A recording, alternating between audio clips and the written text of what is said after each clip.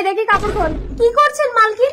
চম্পা, তুই আমার চক্কর চালাচ্ছিস? না মালকিন, সেটা আমি নিজেই চাকরানির সাথে হাতে নাতে প্রমাণ করে নিচ্ছি। তুই ভিতরে ঢোক, আজ আমার আমার স্বামী এসছে, এবার আমি চাকরানি সেজে যাই। বাবু। উরি বাবা, আমার বউ তো পরীক্ষা নিচ্ছে। ঠিক আছে, কি ভাবছো মালিক? তোমার বউ এই ঘরে ঘুমোচ্ছে, চলো আমরা ওই ঘরে ঢুকে ধাপড় দুপুর খেলা করি। আরে ধাপড় দুপুর সামান্য চাকরানি, যা বেরিয়ে যা, কোনদিন যেন আমার ঘরে তোকে না দেখি। ইন্দু, কি সব করে তো আমি ভুল করেছি।